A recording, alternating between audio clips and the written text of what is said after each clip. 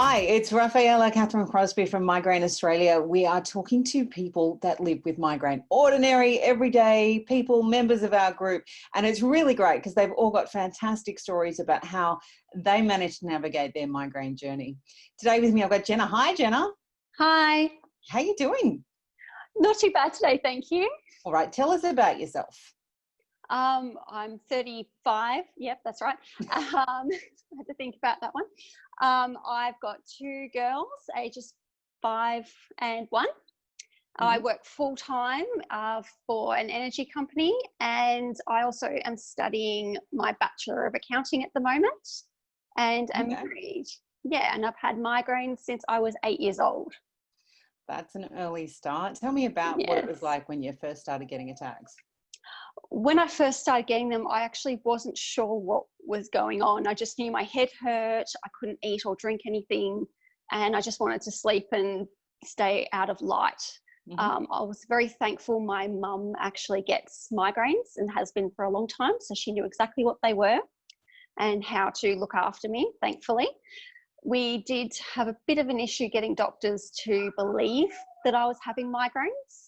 And it took me throwing up on a doctor in the ER for them to believe. It's always an effective trick, that one, yeah. Yes, made him believe that I wasn't faking it. And very thankful there was another doctor in the ER that night that had a grandson, I believe it was, with migraines. So he took me under his wing, I suppose, and got me all the right tests and got me diagnosed at a very young age. Okay. So where are you at now with your migraine? I am very thankful at the moment. I get, maybe if I'm lucky, I get one every couple of months. Nice. I'm on currently on Aimovig. Me too. Yes. Isn't it wonderful? Oh, it has been absolutely amazing. I've been on it since December a year ago, so a year and a half I've been on it. And before that, I was getting about 18 migraines a month. Yeah. And now it's very rare I get one. So it's literally been life-changing for me. Yeah. Before I started on it, my neurologist actually asked me, when was the last time you remember not having a headache? And I actually couldn't remember a day when I didn't have one, even back to high school. I just could not remember a day where I didn't have one. So I was very lucky to get on Aimovig. And yeah, I've got a little stockpile because I only take one injection a month at the moment, and that works really well actually. So I've been very surprised. Yeah, I've been trying to ration as well, but I'm not doing so well on the 70. So on the 140, I was pretty much migraine free, like you. You know, I hadn't had an attack for 3 months. When I did get one, when one made it through, it was pretty nasty. And I'm kind of like, oh yeah, that's right, I remember. That's what those were. Oh my God, yeah. But on the 70, I'm getting about one a week. It's nowhere near as bad, but they're, you know, it's often just the aura and then it dissipates. So it's still doing something, but it's not doing as well as the 140. But so I'm now doing 70 every 3 weeks just to try and get the free Aimovig to last a bit longer. So I know I definitely cannot, unfortunately, I definitely cannot afford to keep going on Aimovig once my stockpile runs out. So unfortunately, even though I work full time and my partner works full time, it's still not doable, unfortunately.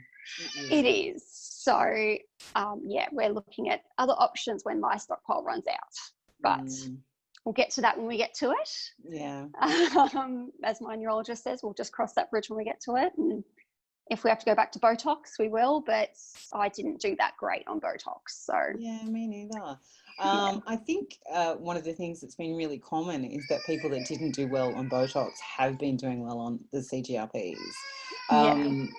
You know, well, certainly better on the CGRPs. I do feel for those people who aren't super responders like us. You know, it's a tough thing because we're sitting here going, yay, life is awesome. And they're not. And I do feel for them quite a bit. But there's so many more new drugs, so hopefully they'll kind of get to our kind of happy place. It doesn't mean that we don't live with migraine though. No. So I don't know about you, but I still do everything else that I used to do, the trigger avoidance, the diet, the trying to exercise, which I'm not very good at. So do you still do all of that as well? Oh, 100%. So a couple of my big triggers are alcohol, and especially things like vodka. Very, very severe reactions for me with that. Wow. And usually 1 or 2 drops, I will have a migraine within 10 minutes. Wow. That's your And kryptonite. that's my really bad one. So my husband loves that because designated driver. It's great.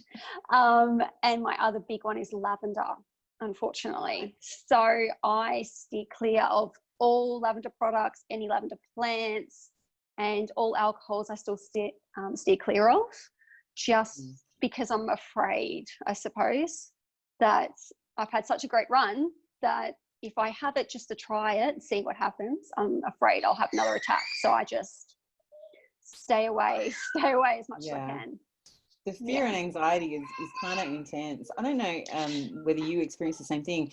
When I went on Aimovig, the anxiety actually went up, because when I was sick every single day, I knew I was sick every single day. So I kind of went back to, you know, I don't know what's going to set me off. I don't know if I'm going to be good today. And it actually made the anxiety worse. I had to work on it for quite some time. Yes, I was pretty anxious for the first month or so of what would happen. I had really high hopes for Aimovig when I first started, because I was actually on a medical trial 2 years prior to Aimovig coming out on one of the medications, which actually hasn't come out yet. I think it's going to be coming out as an intravenous drip every 3 months. Vyepti. I think so, yeah. I think that's what they ended up calling it. Yeah. I was on the clinical trial for that and went 8 months without a migraine on one infusion. Yeah. So I was bugging, annoying my neurologist every visit. Has it come out yet? Has anything come out yet? Can I have something? And then it came out while I was pregnant. So I had to wait till that was over and I finished everything, and then I could go on it. So I was a few months behind everyone else. But yeah, but I'm sure that little squealing bundle of joy behind you there is absolutely worth it. Oh, some days, yes. As any mum and any dad will know with kids, some days they're totally worth it, other days not quite so much, but still love them anyway. But I have to say, having my second child without migraines, so not having migraines while I've got my second child, is so much easier. First time round, I had no medications that would work. So I was struggling through multiple migraines a week with a newborn. Very, very difficult to do. So especially when they're crying, screaming in your ear, and you're trying to settle them and you've got a massive migraine at the same time, you have to deal with the child. You can't just say, well, I'm sorry, I've got a migraine. You can't do that. So it was a big learning curve trying to do that, but this time around it's been a lot easier, thankfully. Do you have good support from your family and friends? Amazing support. My mum, my sisters, my brothers, they all get migraines. Nowhere near as severely as I do, but they all still get them, so they understand. And my husband, actually, his mother used to get them when he was a child, so he understood them. And from the get-go, he was extremely supportive, did whatever I needed to do. Everything I needed, he helped me with, and still to this day, if I need the day because I've got a headache, he just takes the kids, gets out of the house and leaves me alone. So yeah, it's been thankfully very supportive. And my last 2 jobs have also been extremely supportive, because my bosses both my bosses in the last 2 jobs have gotten migraines. So wow. Yeah. I mean, I suppose there's enough of us around, you kind of expect it, but yeah. Were you nervous about telling your bosses that you had migraine before you knew they had migraine themselves? Yes and no. You always get that little bit of stigma as to, you know, oh, maybe they think I'm not going to do as much work, or I'm not going to be useful, but it's just part of my life. It's been part of my life since I was a child. So it's the same thing as saying, look, I have children, so I have to leave at a certain time every day, or I might get calls from daycare. I find it's the same thing. Just say, look, I get migraines, I have coping mechanisms, I have medications I can take. If you see me with sunglasses on in the office, it's just I've got a migraine, I'm not hungover. That happened a lot. Yeah. So, and yeah, they either are supportive or they just don't understand, but they just kind of deal with it. I had one employer who without saying it, basically told me I should find another job because I had too many days off with migraines. So they did it in a way that they did it in a way that I couldn't say anything or do anything against them. But I knew that was the reason that I was basically being let go, because I got migraines. So managed out, as they say. Yes. And I was very thankful, to be honest. That job was horrible. But your job now is good though? Yeah. Now it's amazing. But yeah, it was very thankful I got out of that job. And how much longer do you have left in your degree? Probably another year and a half.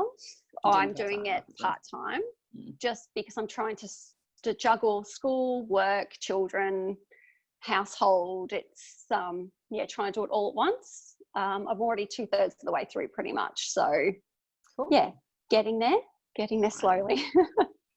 Thank you so much for talking to us. Before you go, what's your one tip that you would give somebody with migraine? Find a neurologist that you can click with. Don't be afraid to see a neurologist, and if you don't click with them, don't be afraid to just move on to someone new.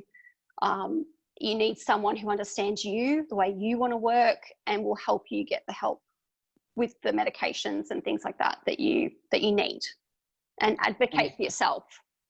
Yeah, absolutely. Yes. That's such great advice. Thank you so much. All right, one more quick question before we go. Is your hair always like that, or is there something special? This is fantastic. I've been sitting here thinking, how long did that take to do? This took about 6 hours from my amazing hairdresser. And we changed it up every 8 weeks, roughly, to some new, bright, beautiful colour, because why not? It's so much fun to do. It's fantastic. Been doing it for about 2 years now, changing it up every 8 weeks or so. Wow. Awesome. So, yeah. Thanks for talking to us, Jenna. No problem.